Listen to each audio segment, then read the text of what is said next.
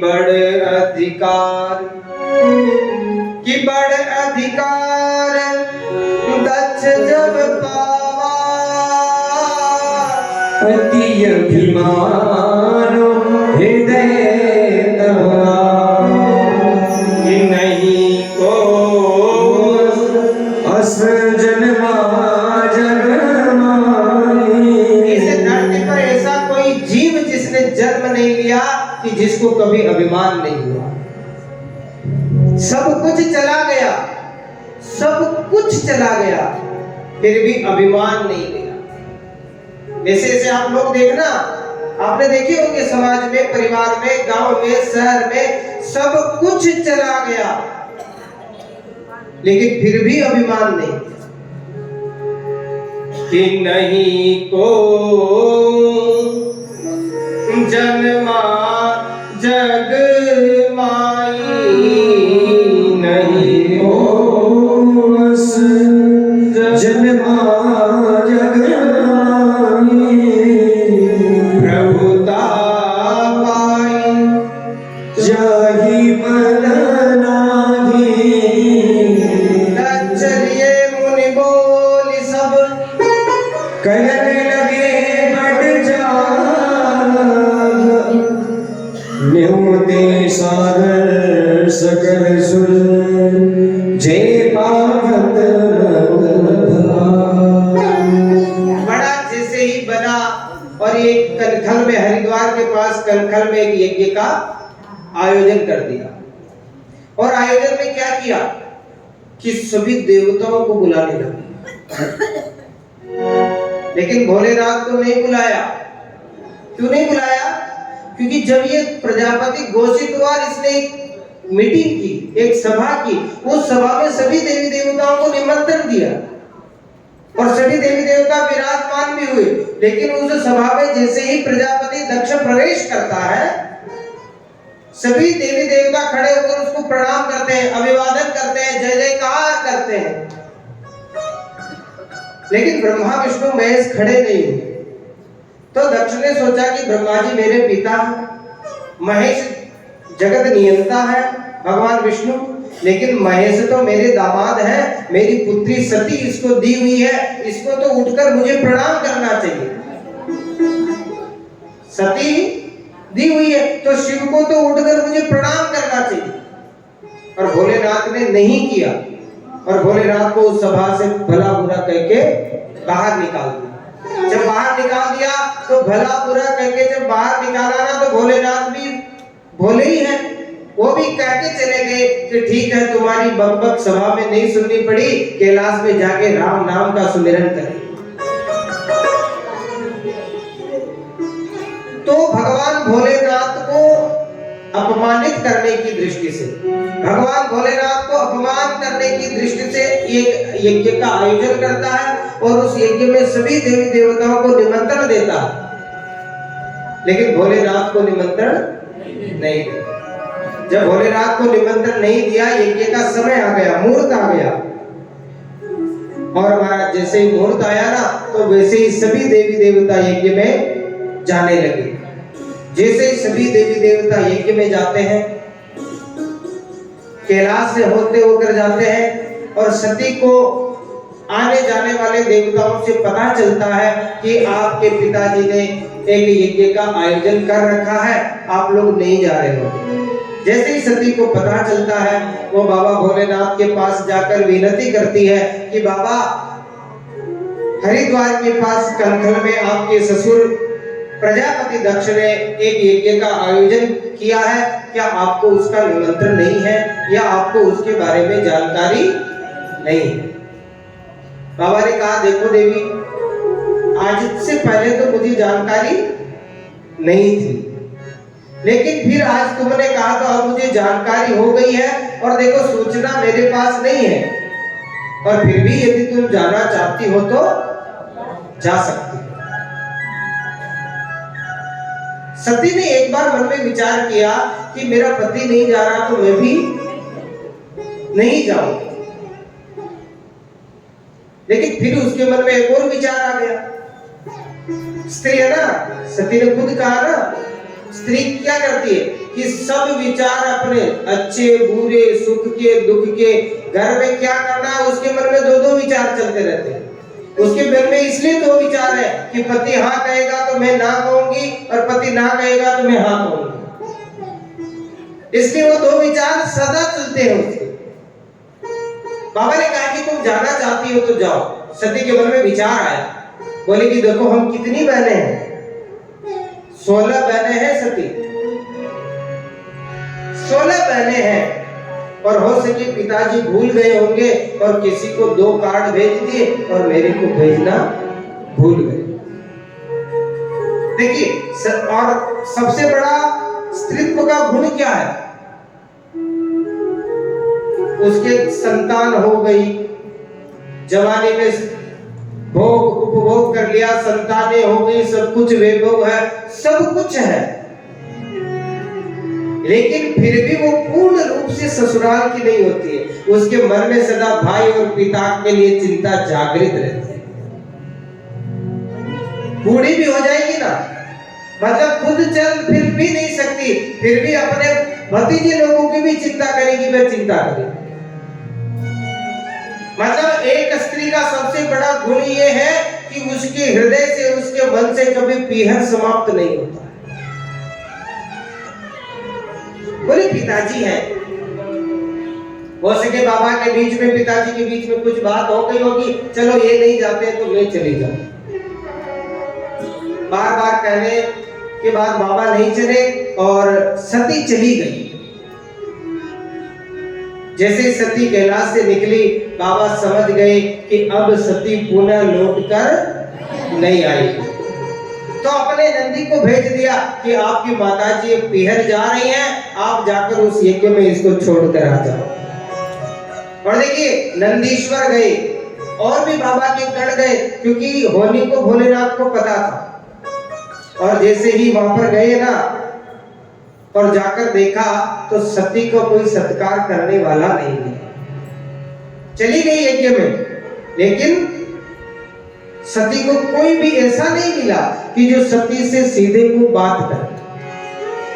अच्छा, आप आपके पीहर जाओ और आपसे कोई बात नहीं करे, आपकी भौजाई भी आपसे मुख फेर ले, आपकी यदि बहनें भी हैं वो भी मुख फेर ले, आपके भाई आपसे बात नहीं करे, तो फिर कितना कष्ट होता है कि क्यों मेरी क्या मति मारी गई जो मैं यहाँ पर आ गया। होता कि नहीं होता? फिर आपको ऐसा लगता है कि कब सुबह और कब वापस जाए, कब सुबह हो। और यदि आप आने जाने में असमर्थ हैं तो आप ये सोचो कि कब सुबह हो और खदे छोड़ो ले बाहर।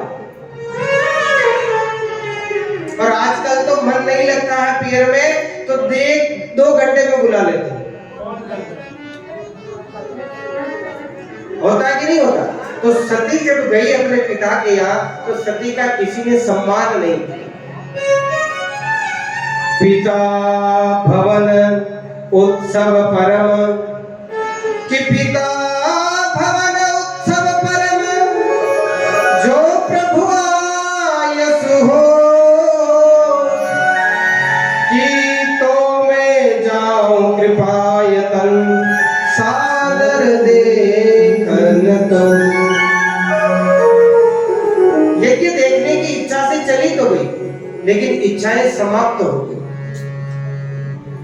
क्यों? क्योंकि आवत ही हर से नहीं, कि आवत ही हर से नहीं, और नैनन नहीं सने। जहां पर भी आप जाओ और जिसके पास जाओ और आपके जाने से सामने वाले का हृदय पुलकित न हो, आप जाओ और सामने वाले के मन में खुशी नहीं हो और नैन में, आंख में आपके आने की खुशी के आंसू नहीं हो, तो उस जगह को बाबा तुलसीदास कहते हैं कि शीघ्र त्याग देना चाहिए। जितना जल्दी हो ऐसी जगह को छोड़ दो जहां आपके जाने से लोग प्रसन्न नहीं हो। अच्छा, आप कहीं गए, अब आपको पता किससे चलता है कि मेरे आने से ये खुशी है कि नहीं है? सबसे पहले आंख बताएगी कि ये मेरे आने से, इसके आने से मैं खुश हूं कि नहीं। सबसे पहले आंख ही बता देगी। अगर वो खुश नहीं होगा जिसके आप गए तो आपसे नजरें ही नहीं मिलाएगी। बार बार मुंह पे आप कुछ भी पूछोगे तो वो जवाब नहीं देंगे। तो बाबा लिखते हैं कि आवत ही हर से नहीं और नैनन नहीं सने और तुलसी वहां न जाइए चाहे कंचन बरसे में। बिहार में कितना ही धन हो, यदि भाई भौजाई अपने से सही बात नहीं करते ना तो उस घर उस पियर को भी त्याग देना चाहिए। पहली बात। दूसरी बात कि सादे दिनों में आप चले जाओ, मिलना है, कोई ऐसे आपके पिताजी है, भाई है, कोई छोटे मोटे कोई काम है, ऐसे चले जाओ। लेकिन बड़े उत्सव होना, जब तक आपका पति साथ में न जाए तब तक आपको उस जगह में नहीं जाना चाहिए। विवाह के बाद स्त्री अगर बिना पति के भी पिहर जाती है ना तो उसका उतना सम्मान नहीं होता। आप जाके देख रहे। तो तुलसी वहां न जाइए चाहे कंचन बरसे में, वहां सोने चांदी की बारिश ही क्यों नहीं हो रही हो, उस जगह कभी नहीं जाना। सती के साथ ऐसा ही हुआ, किसी ने सती को नहीं कहा कि पिता भवन जब गई भवानी, पिता भवन जब गई भवानी, दक्ष का सस्ता होना सनाने, सादर भलगी मिली एक माता, सादर भलगी मिली एक माता, भवन मिली बहुत मुस्काता, पिता भवन जब गई भवानी, दक्ष का सस्ता होना सनाने। पिताजी के भवन गई ना तो दक्ष जो था ना उसके क्रोध से, उसके डर से कोई सती से बात नहीं करता। लेकिन उनकी मां ने सोचा, सती जो थी ना उनकी मां ने सोचा कि ठीक है, होगा जो होगा, क्या कर लेंगे मेरा, कितना ही पुकार पति क्यों ना हो, पत्नी कभी नहीं डरती। सही है कि नहीं? अरे जोर से बोलो।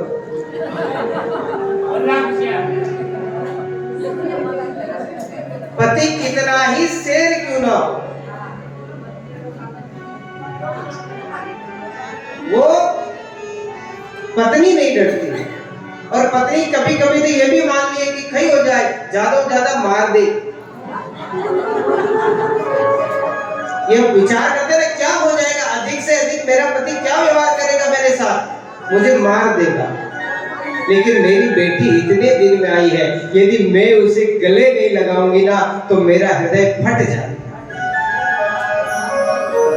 अंदर से हृदय फट जाएगा, ऐसा लगा। और महाराज जाकर बेटी को गले लगा दिया। अब बेटी को जिसे ही गले लगाया ना तो बहनों ने सोचा कि चलो ये आई तो गई है, पिताजी ने मना भी कर रखा तो दूर से केवल मुस्कुरा देती है, देख के बोलती नहीं, बोलती नहीं है। उनको पता है कि हम लोग इससे बोल गए तो हमारा पिता दक्ष हम पर नाराज हो जाएंगे, और जब नाराज हो जाएंगे तो यज्ञ के बाद हमको कुछ नहीं मिलेगा, खाली हाथ जाना पड़ेगा। तो बात नहीं करती, क्या करी, भगिनी मिली बहुत मुस्कुराता, केवल मुस्कुरा रही है दूर से देख के कि हाँ ठीक है तुम आई, हमको पता चल गया। लेकिन देखिए जब दक्ष के पास सती दौड़ कर गई और जाकर अपने पिताजी को प्रणाम किया ना, तो दक्ष ने क्या किया, ठुकरा दिया। दक्ष ने ठुकरा दिया और जैसे ही दक्ष ने ठुकराया और सती तो इतना क्रोधित हुई। सती है ना, अभी तक जो सती थी उसने महाकालिका का रूप धारण कर लिया। बोलिए जगदम्बे मात की जय। उसने अपना प्रचंड रूप धारण कर लिया और जैसे ही प्रचंड रूप धारण किया और अपने पति का अपमान उसे सहा नहीं गया और जाकर यज्ञ के कुंड में अपने शरीर को जलाकर भस्म कर दिया। लेकिन देखिए जैसे ही शरीर भस्म, जैसे ही शरीर तो जलकर भस्म हो गया, लेकिन मरते समय भी उसकी जो आत्मा थी या स्थूल रूप से मर गई, सूक्ष्म रूप से वो भोलेनाथ के पास चली गई और क्या किया कि सती मरत हरि सन बर मांगा, सती हरि सन बर मांगा, जन्म जन्म पद अनुरागा, जन्म जन्म शिव पद अनुरागा। सती प्राण त्याग रही, लेकिन भगवान भोलेनाथ से वरदान भी मांग रही है कि सती मरत शिव सन वर मांगा। भोलेनाथ से वरदान भी मांग रही है। क्या मांग रही है कि जन्म जन्म मोहि शिव अनुरागा। हे प्रभु मुझे ये आशीर्वाद दीजिए कि मैंने जो अपराध किया उसका तो मैंने भुगतान कर दिया, उसको मैंने भोग लिया, लेकिन मुझे ऐसा आशीर्वाद दीजिए कि जब जब मेरा जन्म हो पति रूप में मुझे आप ही मिले, पति रूप में मुझे आप मिले। जन्म जन्म मोहि शिव अनुरागा, मेरा जो अनुराग है वो शिव में हो। शरीर छोड़ दिया, भोलेनाथ से प्रार्थना की। ऐसी कथा है कि भोलेनाथ को पता चला, वीरभद्र इत्यादि को भेज के आपने भागवत कथा में इस कथा को सुन रखा है, हमें शिव विवाह तक पहुंचना भी है। यज्ञ को भोलेनाथ ने दक्ष को जीवित किया, वीरभद्र के द्वारा जो मृत्यु को प्राप्त हो गया था यज्ञ को पूर्ण किया और इधर यज्ञ पूर्ण हुआ और उधर क्या हुआ कि जो सती है उसका कालांतर में हिमालय राज के यहाँ पुनर्जन्म हो गया। मैना देवी और हिमालय राज के यहाँ जन्म हुआ। जन्म भी कैसे हुआ कि सोह सेल गिरिजा गृह आई, जिम जमु राम भगत के पाई।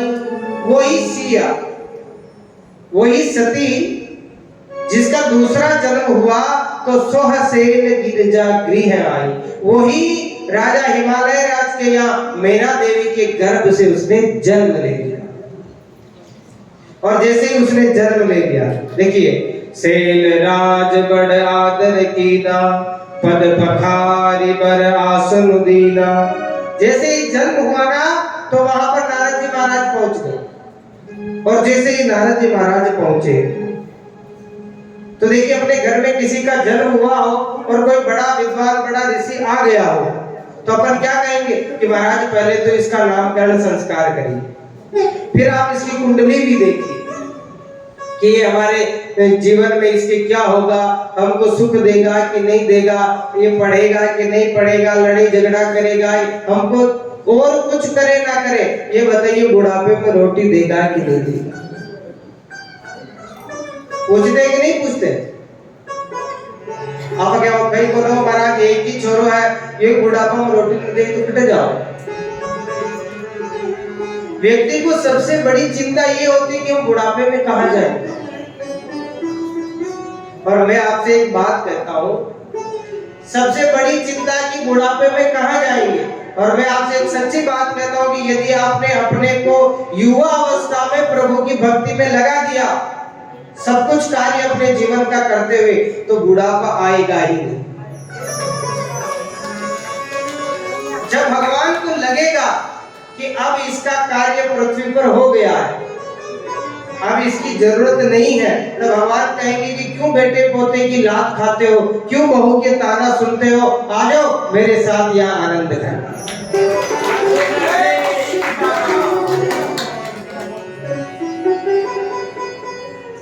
लेकिन हम होते ही सबसे पहले चिंता ही यही करते हैं कि ये बुढ़ापे में भोजन देगा कि नहीं देगा। पुत्री का जन्म हुआ हिमालय राज्य के, और जैसे ही जिस दिन पुत्री का जन्म हुआ तो हिमालय राज्य के, तो यहाँ देखो कि कंचन की बारिश, सोने चांदी हीरे जवाहरात ऐसा लग रहा है कि बरसने लगे उनके राज्य में। एक दिन नारद जी महाराज यहाँ पहुंचे, और जैसे ही देखिए नारद जी महाराज आए कि त्रिकालज्ञ सर्वज्ञ तुम गति सर्वत्र तुम्हार, कि त्रिकालज्ञ सर्वज्ञ तुम गति सर्वत्र तुम्हारी, कहो सुता के दोष गुण मुनिवर हृदय विचार। हे मुनिवर, आप तो त्रिकालदर्शी हो, सर्वज्ञ है, सब जगह भ्रमण करते रहते हैं, और हमारे राज्य में संतों की कृपा से पुत्री हुई है। आप इसके कुछ गुण और अवगुण हमें बताइए कि ये कन्या में क्या तो गुण होंगे और क्या अवगुण होंगे, दोनों बताइए। केवल गुण नहीं पहुंच रहे हिमालय राज, गुण और अवगुण दोनों बताइए, दोष और गुण दोनों बताइए। कि कह मुनि बिहसी गूढ़ मृदुबानी, कि कह मुनि बिहसी गूढ़ मृदुबानी, सुता तुम्हारी सकल गुण खानी।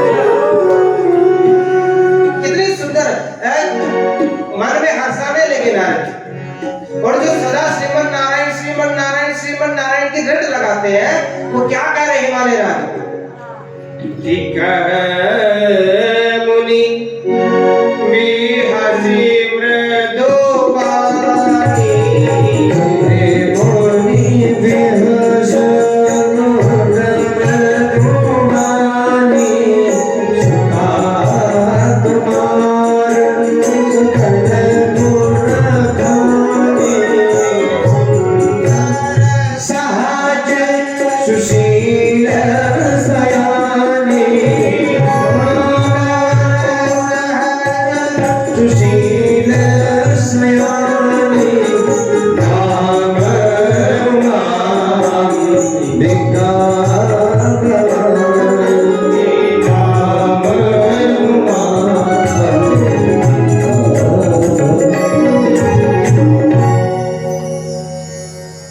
मन में हर्ष आए, और जैसे ही देखा नारद जी ने कहा कि अरे महाराज आप तो बहुत बड़े भाग्यशाली हैं, बहुत बड़े आप तो भाग्यवान है। बोले क्यों? क्योंकि सुता तुम्हारे सकल गुण खानी, आपकी ये जो बेटी है ना, इसमें तो सभी गुण ही गुण भरे हैं। अवगुण तो है ही नहीं, मैं आपको इससे क्या अवगुण बताऊं। और आपकी पुत्री कैसी है? कि सुंदर सहज सुशील सयानी, ये समझदार होगी, अति समझदार होगी, और सुंदर सहज, और ये क्या होगी? ये सहज सुंदर होगी। कैसी होगी? इसको सुंदरता के लिए क्या कहते हैं उसको, पाउडर लिपस्टिक काजल इनकी जरूरत नहीं पड़ेगी। ये पति के द्वारा सहज ही ये सुंदर होगी, ये सुशील होगी, समझदार होगी, सयानी होगी। और नाम की तो क्या कहे महाराज आपको कि नाम उमा अंबिका भवानी। इसका नाम उमा होगा, इसका नाम अंबिका होगा, इसका नाम भगवती होगा, इसका नाम भवानी होगा। और कालांतर में ये बीलपत्र खाकर तपस्या करेगी, इसलिए इसका नाम पार्वती पड़ जाएगा। बोले पार्वती मैया।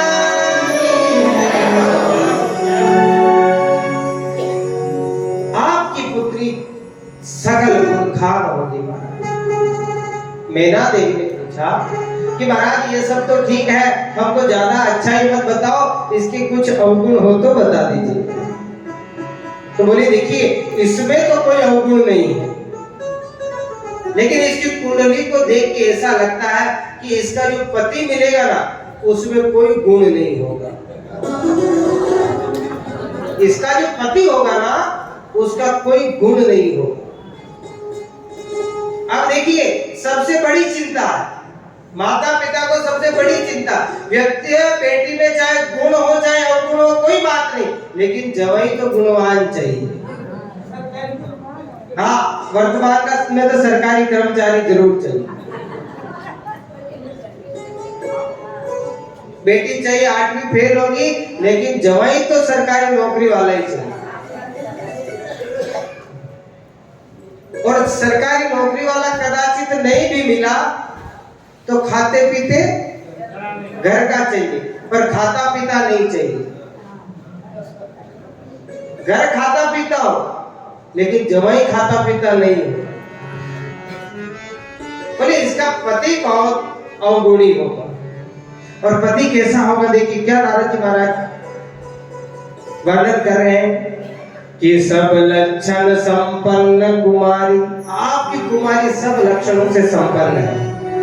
कहिते सुपे है पितु माता, और यही आपको सुख भी प्रदान करेगी।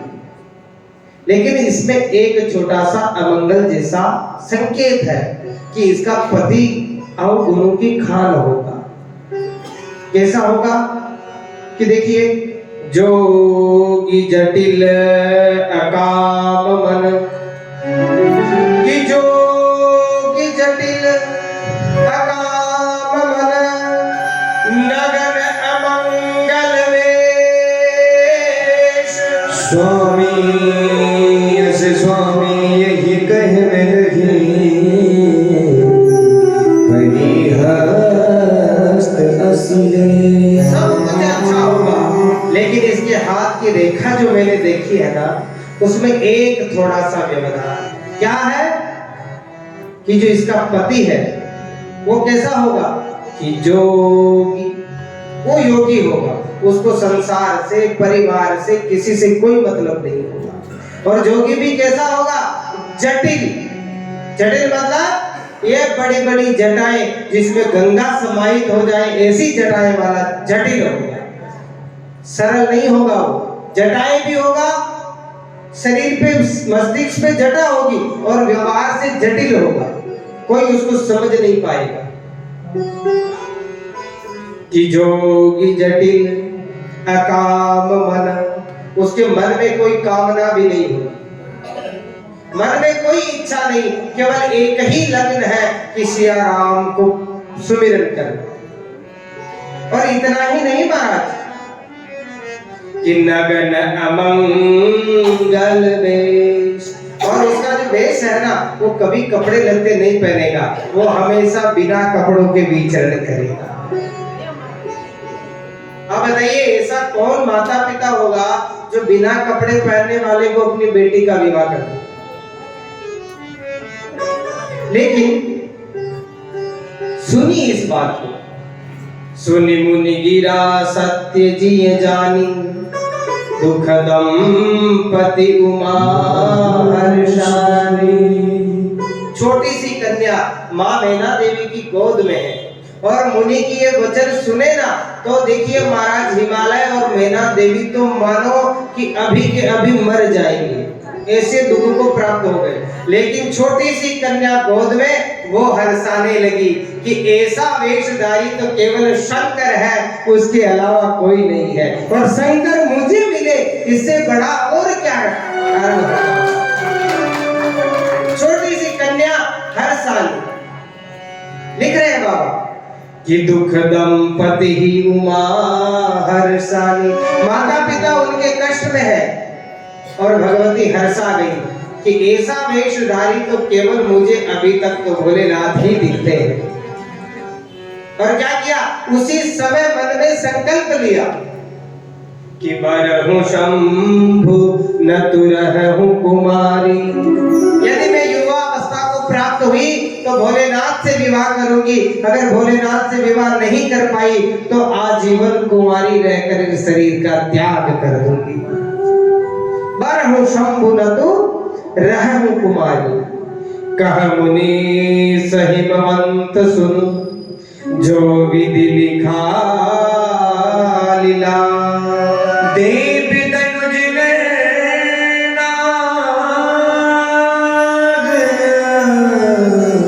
मुनि गुण में जना। कितनी सुंदर बात कर रहे। जब उनको राजा रानी को चिंतित देखा, बार बार प्रश्न किया कि कैसे इसका भला होगा, कैसे अच्छा पति मिलेगा, तो देखिए नारद जी महाराज क्या कहते हैं कि कह मुनि सहिमवंत सुनो। हे हिमालय भगवराज आप सुनिए कि जो विधि लिखा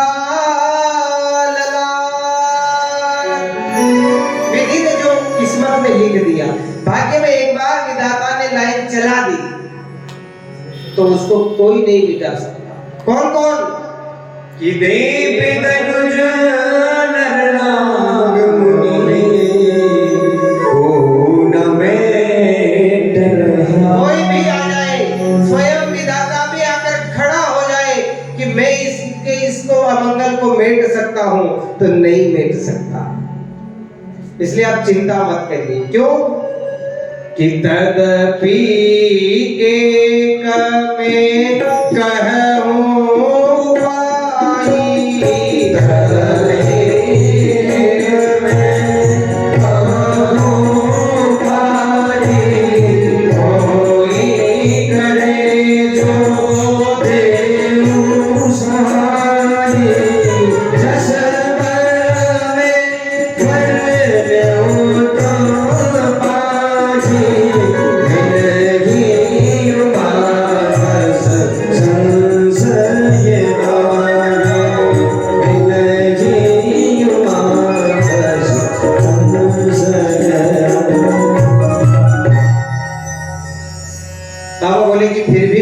एक उपाय बता देता हूं जिससे इसके थोड़ा बहुत ठीक रहेगा।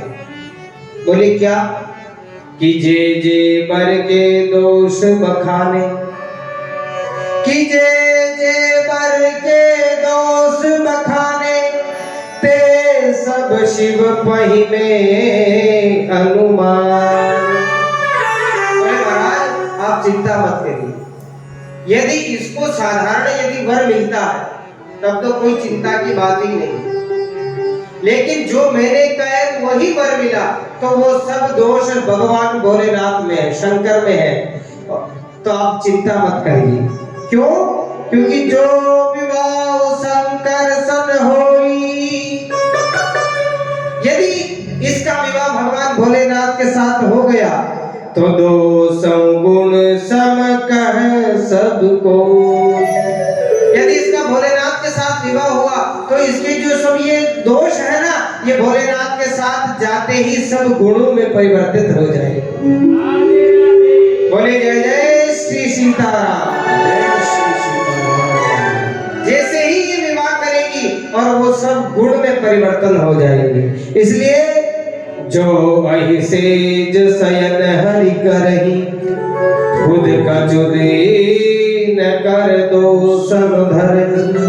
इसलिए जो विधाता ने लिख दिया है उसको बैठकर कभी रोना नहीं चाहिए, और जब समय आएगा तब देखा जाएगा।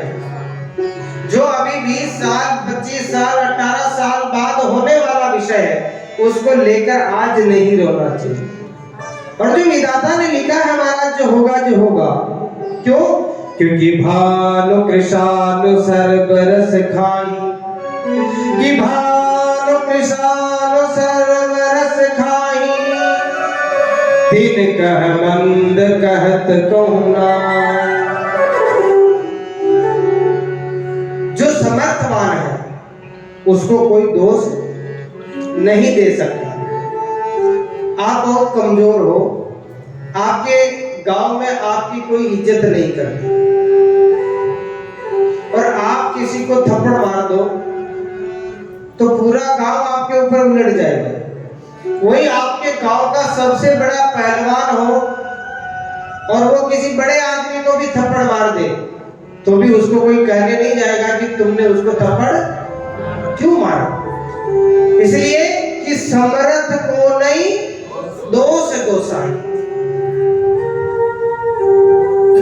इसलिए आप चिंता मत करिए। समर्थ कहूं नहीं दोष गोसाई, रवि पावक सुर सर की नाई। इसलिए महाराज आप चिंता मत करिए। तो क्या है कि अस कही नारद सुमिर हरि, गिर जय दीन असीस। कि अस कही नारद सुमिर हरि। भवानी को नारद जी महाराज बाल्यकाल में आशीर्वाद दे रहे, लेकिन आशीर्वाद कब दे रहे? कि भगवान हरि का स्वयं सुमिरन करके दे रहे।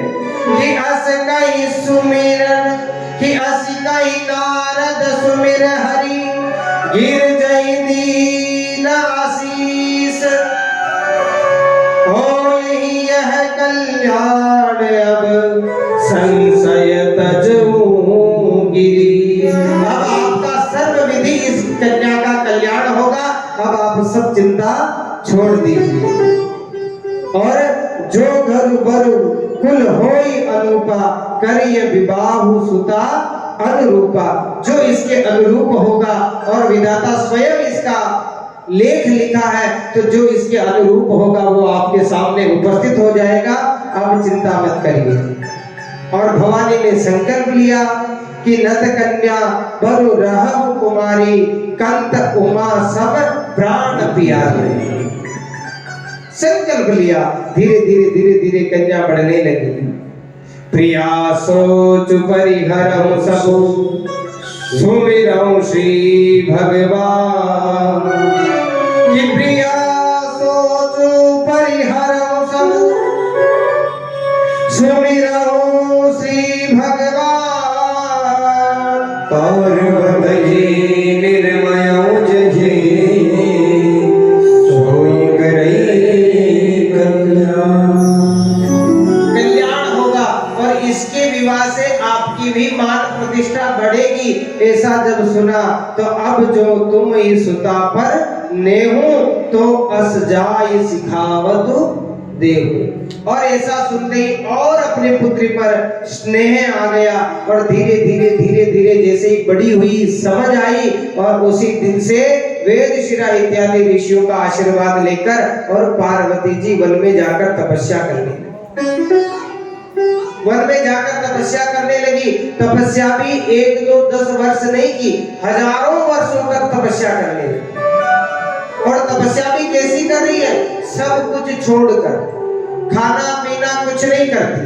और यदा कभी खाती है ना तो भी क्या खाती है?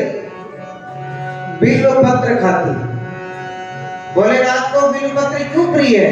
क्योंकि वर्षों तक भवानी पार्वती ने केवल बिल्व पत्र खाकर और भोलेनाथ की आराधना की, इसलिए भगवान भोलेनाथ को बिल्व पत्र अधिक प्रिय हो गए। ठाकुर जी को तुलसी क्यों प्रिय है बताइए? ठाकुर जी को तुलसी क्यों प्रिय है? क्योंकि जब ठाकुर जी बाल रूप में आए ना वृंदावन में, मथुरा में, गोकुल में, नंदगांव में, तब वहां पर और कुछ नहीं था, केवल तुलसी का ही वन था। और जो वस्तु जहां होगी, आप देखना अभी रामेश्वरम में घूमोगे, यहाँ चावल के अलावा कुछ नहीं मिलेगा और यहाँ के लोगों को रोटी पचती भी नहीं। क्यों? क्योंकि बचपन से लेके आज तक वो वही खाते हुए आए, और जो जहां होगा वो वही खाएगा। ये आप देख लो, सुबह शाम आप कुछ ऐसा पकवान भी बना लिया, मिठाई भी बना ली, तो चावल नहीं होगा तो चावल का आटा होगा। इडली खा लिया, डोसा खा लिया, कुछ भी बना लो, लेकिन बिना चावल जी नहीं सकते। इसलिए जो जिसको प्रिय है, बिलपत्र खाकर, और तब से नाम भयो अपर्णा, और उसी दिन से पार्वती जी का नाम भी अपर्णा पड़ गया। बहुत तपस्या की। भयो मनोरथ सुफल तब सुनु गिरिजा कुमार, हरिहर दुसहे कलेश सब, अब मिले हहीं त्रिपुरा। संतों का आशीर्वाद पाया, और जैसे ही संतों ने आशीर्वाद दिया तो भवानी को लगा, पार्वती को, कि अब मुझे भोलेनाथ मिल जाएंगे, अब मुझे भोलेनाथ मिलेंगे। तो देखिए भोलेनाथ कब मिलेंगे? जब उनके मन में विवाह के प्रति इच्छा होगी। वो तो तपस्या में है, और भोलेनाथ के मन में यदि विवाह की इच्छा ही नहीं हुई तो फिर पार्वती जी को भोलेनाथ कैसे मिलेंगे? उसी समय देखिए राम जी को लगा कि उधर तो पार्वती जी की तपस्या चल रही है, और इधर एक तारकासुर नामक बहुत बड़ा राक्षस है जो किसी से मर नहीं रहा, तो ये कैसे मरेगा? तो पता क्या, तो पता चला कि भोलेनाथ के यदि कोई पुत्र हो जाए तो वो पुत्र इतना समर्थवान होगा कि वो तारकासुर नामक राक्षस को मार देगा। अब पुत्र होने के लिए विवाह, और विवाह के लिए अब भगवान भोलेनाथ को कौन बनाए? जो सामने जाए वही मर जाए। स्वयं ऐसी कथा है कि स्वयं भगवान राम जी कैलाश पर भोलेनाथ के सामने उपस्थित हो गए। बोले रामेश्वर भगवान की जय। राम जी उपस्थित हुए, भोलेनाथ के सामने हाथ जोड़े। लिखा है कि अब विनती सुनहु शिव जो मो, कि अब विनती मम सुनहु शिव जो मम पर अति ने, जाई विवाह शैल जही यह मोहि मांगे दे। मैं आपके कैलाश पे आ गई, और आप यदि मुझसे सबसे ज्यादा प्रेम करते हो, दिन रात यदि मेरे जप करते हो, मुझे भजते हो, तो मुझे एक वचन दे दीजिए, एक मुझे वचन दे दीजिए कि आप जाकर गिरिराज जी के यहाँ पार्वती जी से विवाह करेंगे। बाबा ने कहा कि प्रभु आपने तो मुझे फंसा दिया। कहा शिव यद्यपि उचित अस नाई, फिर भी देखिए स्वयं भगवान रामचंद्र जी गए, फिर भी मना कर रहे कि प्रभु कि कहा शिव यद्यपि उचित अस नाई, कि कह शिव यद्यपि उचित अस नाई, कि नाथ वचन पुनि में कि ये उचित नहीं है प्रभु, लेकिन आपने कह दिया तो ये शंकर अब करके ही रहेगा, अब ये शंकर करके ही मानेगा। इतना संतोष हुआ राम जी को। राम जी चले गए, लेकिन बाबा फिर समाधि में बैठे। कहने वाला कह के चला गया, और बाबा ने 2, 5, 10, 20 नहीं कितने हजारों वर्ष की समाधि लगा दी। इधर समाधि चल रही, उधर तपस्या चल रही। भगवान को लगा तारकासुर इतना और अपना अपराध बढ़ा देगा, उत्पात बढ़ा देगा। ऋषि डर गए कि प्रभु समझाइए भोलेनाथ को, आपका वचन दिया था। बोले ऐसे नहीं मानेंगे। क्या किया? कामदेव को भेज दिया, और जैसे ही कामदेव को भेजा तो कामदेव जाकर एक पेड़ के पत्तों में छुप गए। छुप के कामदेव अपने काम के तीर भोलेनाथ पर छोड़ने लगा, और जैसे ही भोलेनाथ को काम के तीर लगे, भोलेनाथ का हृदय मन मस्तिष्क से डगमगाया और क्रोधित हो गए कि किसने मेरी तपस्या में बाधा डाल दी। क्रोधित होकर सामने देखते कि पेड़ के बीच में कामदेव छुपा हुआ है, और तीसरा नेत्र खोला और कामदेव जलकर वहीं बस गए। बोलिए मदन मर्दन भगवान की जय हो। कामदेव को भस्म कर दिया बस। और क्या किया, जैसे ही कामदेव भस्म हुए और वहां पर देखिए कामदेव की जो पत्नी थी रति, वो दौड़कर चली गई। और वो जैसे ही दौड़कर गई, भगवान भोलेनाथ से प्रार्थना करने लगी, तो भगवान भोलेनाथ ने भी उनको एक आशीर्वाद दिया। उसने कहा कि आपने मेरे पति को मार दिया है, इसलिए अब मैं किसके साथ रहूंगी, कैसे रहूंगी, मेरा जीवन कैसे बीतेगा, मेरे पति से कैसे भेंट होगी। तो भगवान ने आशीर्वाद भी दिया कि जब जदुवंश कृष्ण अवतारा, जब भगवान का यदुवंश में मथुरा में कृष्ण के रूप में अवतार होगा और वो द्वारिका के राजा बनेंगे, और रुक्मिणी जी के गर्भ से उनके पुत्र प्रद्युम्न का जन्म होगा, वही तुम्हारा पति कामदेव बनकर तुम्हें प्राप्त होगा। ऐसा आशीर्वाद दिया।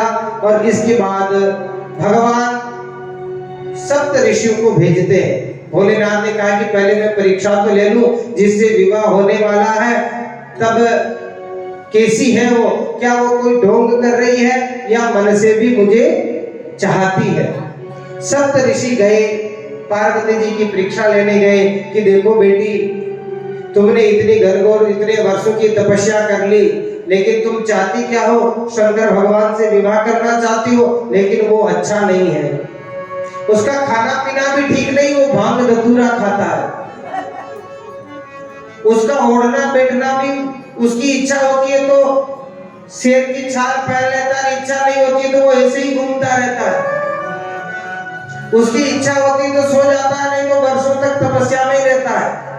अरे बेटी, तू क्यों उसके चक्कर में पड़ रही है, कोई अच्छा तुम राजा की बेटी हो, तुम राजकुमारी हो, किसी राजकुमार को देखकर विवाह कर ले।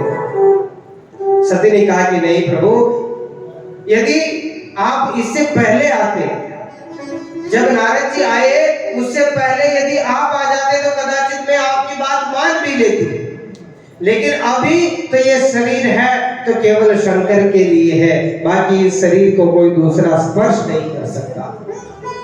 सप्त ऋषि ने जब उनकी परीक्षा ली, परीक्षा में जब पार्वती जी सफल हुई, तब देखिए हिमालय राज के यहाँ जाकर और हिमालय राज को समझाया कि अब आपकी पुत्री तपस्या को पूर्ण कर गई है और उसकी इच्छा है वो बिना शिव के किसी के साथ विवाह नहीं करेगी। आप ऐसा करिए कि आप अपनी पुत्री का विवाह भगवान भोलेनाथ के साथ कर दीजिए। कि पत्री सप्त ऋषिन सोई दीनी, ऐसी कथा है कि उनको समझाकर और लग्न पत्रिका भी सप्त ऋषियों ने को प्रदान कर दी और भोलेनाथ के विवाह की तैयारी होने लगी। अब देखिए, साधारण व्यक्ति हो तो विवाह की तैयारी भी करे, 1 महीना 2 महीना 6 महीना, बारात गाड़ी घोड़े में ले जानी हो तो बस भी बुक कराए, नाच गान के लिए बैंड बाजे भी बुक कराए, सजने संवरने के लिए कपड़े माला सब हजार तरह की बातें हो और व्यवस्था हो, लेकिन भोलेनाथ को तो कुछ नहीं चाहिए। भोलेनाथ के तो विवाह का समय आ गया, यहाँ तक कि थोड़ी देर में तो बारात निकलने वाली है और भोलेनाथ ऐसे ही भस्मी रमा के बैठे। सभी देवता भगवान विष्णु दौड़ के आए, बाबा ये क्या हाल? बोले क्या हुआ नारायण? बोले आपको तो विवाह करने जाना, ऐसे ही बैठे हो। बोले विवाह करने जाने के लिए क्या सजना पड़ता है क्या? बोले हाँ, विवाह के लिए तो सज धज के जाना पड़ता। भोलेनाथ ने कहा हमने कब विवाह कर लिया जो सज धज के जाते हैं, कि कैसे जाते हैं मुझे क्या पता। अब देखिए कितना सुंदर है कि जैसे कहा कि सज धज के जाना है, वैसे ही शिवगढ़ शिव जी को सजाने लगे। और सजा कैसे रहे कि शिव ही शंभु गण करही शिकारा, शिव ही शंभु गण करही शिकारा, जटा मुकुट ही मोर समा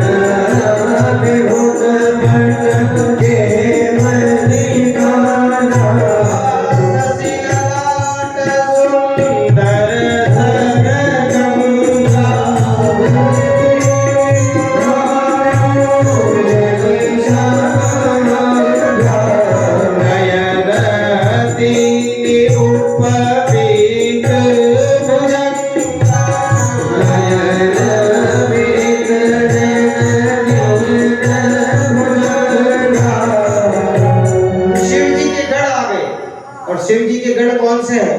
भूत प्रेत। सब दौड़ के आए कि हमारे भगवान का विवाह, हमारे स्वामी का विवाह। सब सजाने लगे। सजा कैसे रहे? एक ने भगवान की जटा पकड़ी और खूब घुमा दी, और जटा में भस्मी थी तो गांठ नहीं लगा सकते, तो क्या किया? एक को कहा कि वो सांप घूम रहा, पकड़ के लाओ, और बांध दिया सांप से। एक ने कहा कि अभी इनकी कुंडल नहीं है, क्या करें? अरे वो छोटे छोटे सांप पकड़ रहे, घूम के लाओ, और दो दो छोटे छोटे सांप को लाया और उनके पूरे कानों में कुंडल बना दिया। बोले कि विवाह में तो माला चाहिए। बोले माला चाहिए, वो घूम रहा है आजकल, उसको पकड़ के लाओ, इनके गले में डाल दो। बोले बाबा आपका श्रृंगार तो बहुत अद्भुत हुआ, लेकिन कुछ पहन भी लीजिए, ऐसे अच्छा नहीं लगता। बोले पहन ले तो क्या? एक दूरी उनके आसन के रूप में बिछाई हुई एक मृग छाल थी, एक गढ़ लेके आया, भोलेनाथ के लपेटने लगा। बोले ये रुक नहीं रही है। एक ने कहा कि वो दूर एक पतला सा सांप घूम रहा, लंबा सा, पकड़ के लाओ, और इस सांप को बांध के बेल्ट लगा दो।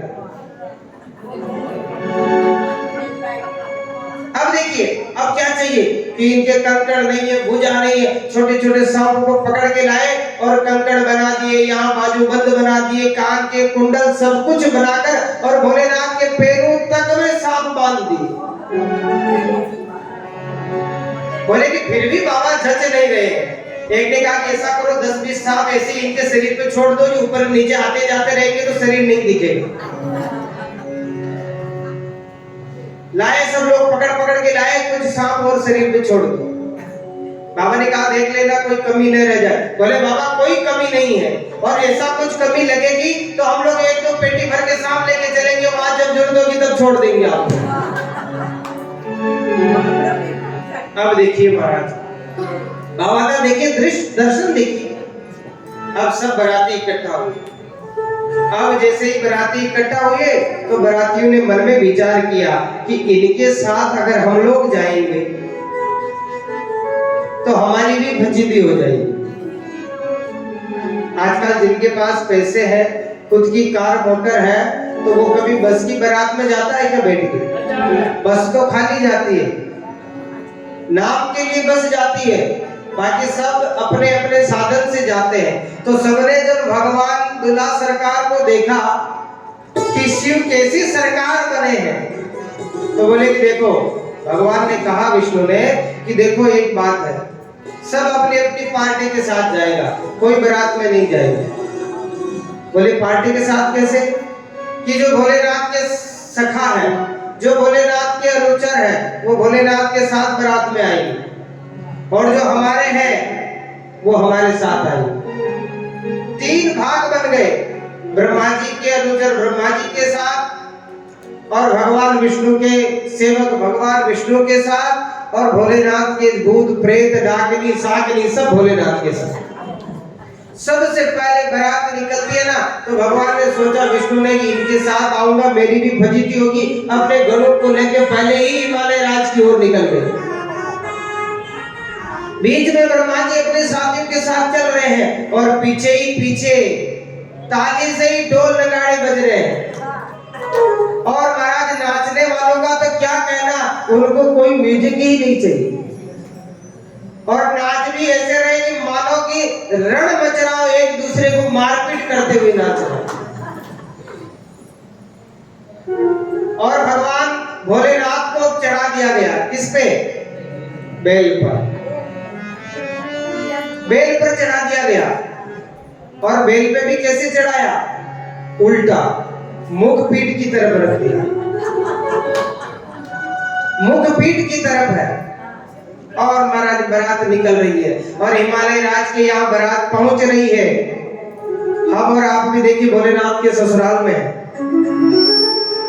सबसे पहले गांव वालों ने, बड़े लोगों का विवाह होता है ना, तो गांव वालों को भी उत्साह होता कि सेठ जी खसो छोड़ो, देखियो लाली कर क्या बात क्यों? तो गांव वालों में हर्ष है कि हमारी राजकुमारी का विवाह है। और देखिए जैसे ही प्रवेश करते हैं पहली वाली टोली, भगवान नारायण जैसे ही प्रवेश करते हैं ना, तो सब लोग प्रसन्न हो गए, दौड़ के आए कि दूल्हा यही है। बोले नहीं नहीं, हम दूल्हा नहीं है। बोले तो कौन? तो हम तो बाराती हैं। अरे राम, जब बराती ऐसे है तो दूल्हा कितना सुंदर होगा। उनको स्थान नहीं दिया गया और भगवान ने कह दिया, विष्णु जी ने भी अपने अनुचरों को कि जो भी खाना पीना जो भी मिले जल्दी से खा लेना, उसकी बारात नहीं आई उससे पहले, उसके बाद खाना पीना नहीं मिलेगा। सब गए खाने पीने आनंद करने लगे। इतने में ब्रह्मा जी आए अपने अनुचर, बस यही दूल्हा, लेकिन बूढ़ा लगता है थोड़ा सा। दौड़ कर गए स्वागत करने, दूल्हा सरकार की जय, दूल्हा सरकार की जय। बोले अरे महाराज आओ। बोले नहीं नहीं, हम भी दूल्हा नहीं। बोले आप भी दूल्हा नहीं हो, तब दूल्हा कितना सुंदर होगा। ब्रह्मा जी भी ले गए अपनी टोली को, जाओ उनको रुकाया, जनवासे में जाके खाने पीने का आनंद लेने लगे। धीरे धीरे धीरे धीरे समय बीता और जैसे ही महाराज जी के समय बीता ना, वैसे क्या हुआ, धीरे धीरे अब हिमालय राज के यहाँ प्रवेश करते हैं दूल्हा सरकार। और जैसे ही दूल्हा सरकार का प्रवेश हुआ, जितने नर नारी देखने बाल गोपाल आए थे सब डर के भाग गए। सब डर के भाग गए। नगर निकट बारात सुनी आई, कि नगर निकट बारात सुनी आई,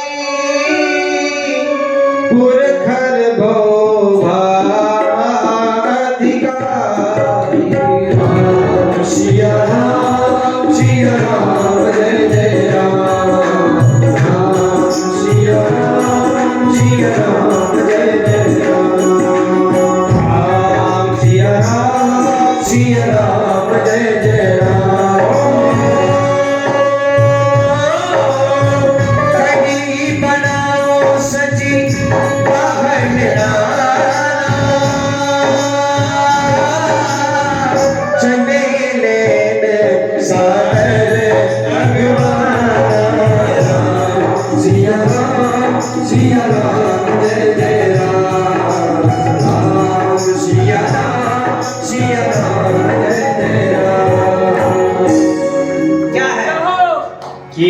हर से सुर से निहारी, हरई देखी अति भई सुखारी। अभी भागना था जो भाग गए, लेकिन सब लोग देख के अभी तक तो प्रसन्न हो गए। क्यों हो रहे? क्योंकि भोलेनाथ का अभी मुख नहीं दिख रहा, उल्टे बैठे हैं। तो सब लोग अगवान कर रहे हैं। हम लोग बारात आती है तो लेने पहुंचते हैं ना, तो राजा जी ने भेज दिया हिमालय राज ने कि जाओ बारात आ गई, लेके आ जाओ। और जैसे ही बारात आई, बारात लेके गए कि समुझी महेश समाज सब, जननी जनक मुस्काई, बाल बुझाए विविध विधि, नीरर हो डरना। अभी तक सब लोग देख रहे हैं भगवान को, लेकिन देखिए क्या हुआ कि भागी भवन पैठी तकाला, कि भागी भवन पैठी अति त्रासा, गए महेश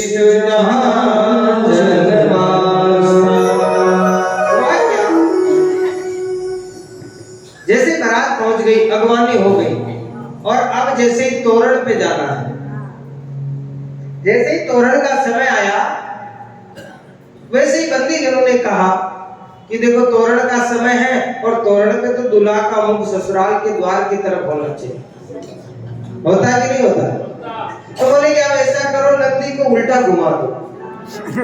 बोले हाथ को उतार के नहीं बैठा है, बैल को घुमा दिया। आप देखिए जैसे ही तोरण पर भोलेनाथ है, और जैसे ही उधर मैना देवी थाली लेकर सासू आरती के लिए आती है, जैसे मैना देवी पहुंचती है, वैसे ही नंदी महाराज पहुंच से उसकी आंख में झाड़ू मार देते हैं। गणों ने नंदी जी की पूंछ पकड़ ली, और जैसे ही मैना देवी आई तो राक्षस गण जोर जोर से बोलने लगे कि हर हर महादेव, जोर जोर से पुकार रहे। और मैना देवी जैसे ही आई और जैसे तिलक की कटोरी में से तिलक लिया और जैसे ही वर के तिलक करने लगी, वर को देखा, उतने में गले से सांप ने मुंह खोल दिया। उसने सोचा कि कुछ खाने को लाइए,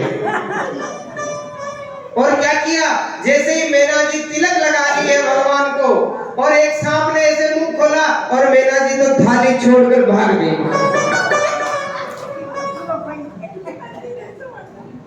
मैना जी थाली छोड़कर भाग गई और जाकर देखो अपनी पुत्री के पास जाकर रोने लगी। बोली, बेटी बहुत गड़बड़ हो गई, बहुत गलत हो गया। पार्वती जी ने कहा, मां ऐसा क्या गलत हो गया?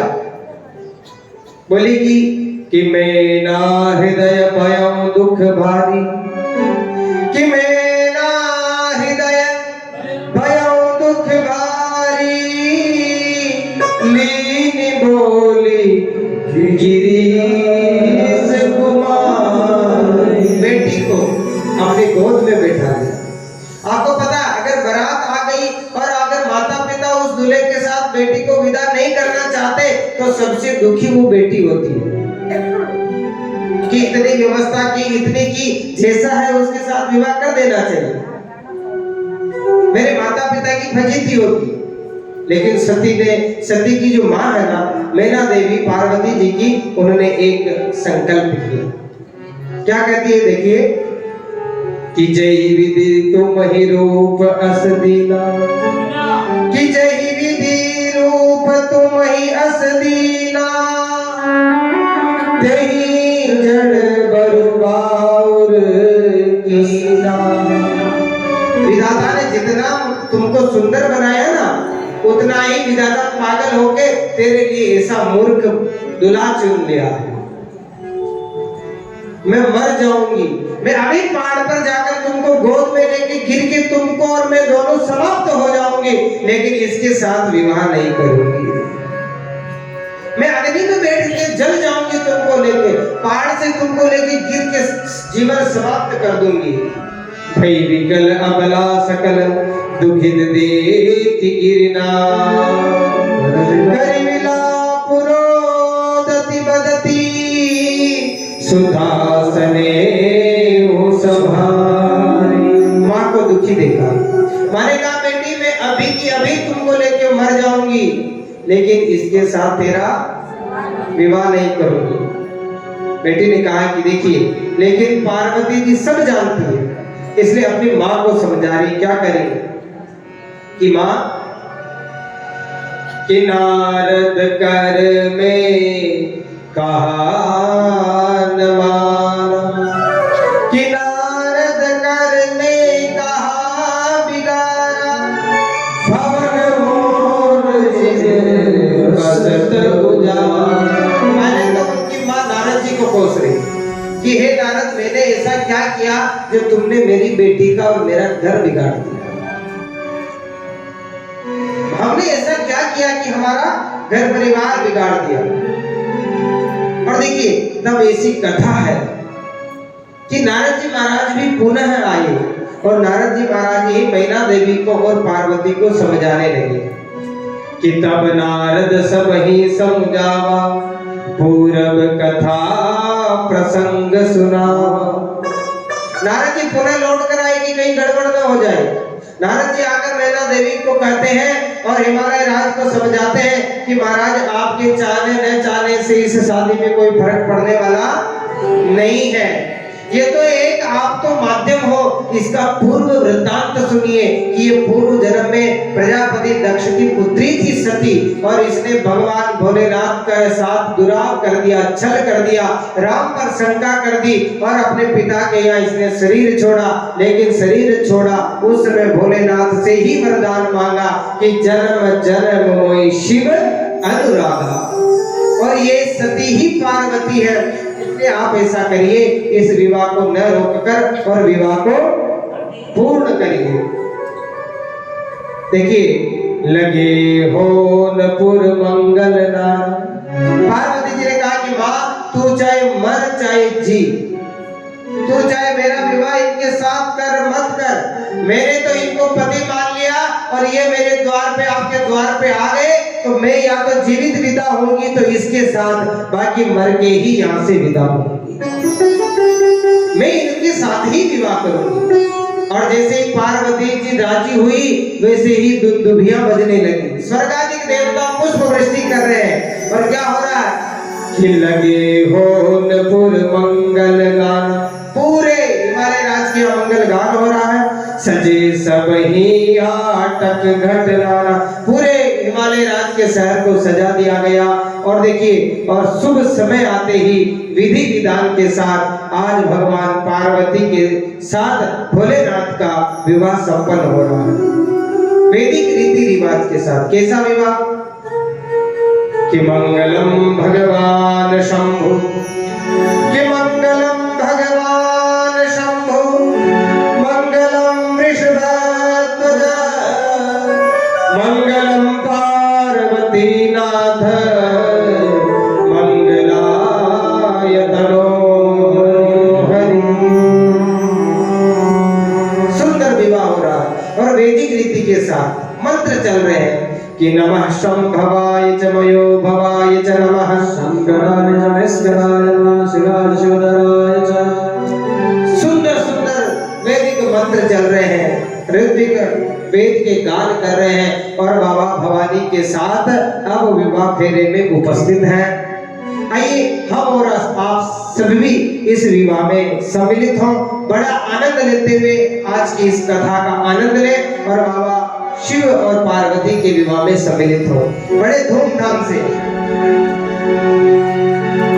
सबको आनंद लेना है और इसके बाद आरती होगी, प्रसाद लेंगे और फिर भोजन तैयार है। फिर भोजन करके सब फिर इधर उधर जाएंगे। दूसरी बात, अपने टिकट की जानकारी आप कल सुबह तक ले लीजिए। जो टिकट बनेगा वो कल तक बनेगा। परसों कन्याकुमारी जाना है। जो लोग जाना चाहते हैं कल कथा के समय पर विचार कर आप स्वयं कल कथा के समय आप लोग आज ही विचार कर लेना कि परसों कन्याकुमारी कैसे आपको जाने की व्यवस्था तो हो जाएगी। और लगभग मेरे हिसाब से 1100 रुपए का खर्चा आ रहा है। 1100 रुपए के खर्चे में 1100-1200 रुपए मान लो। अब इसमें 1000 भी लग सकता है, 1100 भी लग सकता है, 1200 भी लग सकता है, 900 भी लग सकता है, पर आप तो 1200 का टारगेट रखो, जिसमें यहाँ से भोजन करके आप लोग जाओगे शाम को, रात को 10-11 बजे। रात भर बस चलेगी। सुबह कन्याकुमारी में क्या कि सूर्योदय का महत्व है, सूर्य दर्शन का, उगते हुए सूर्य को देखना। तो वहाँ सुबह सुबह आपको सूर्योदय, वहाँ एक दो देवी की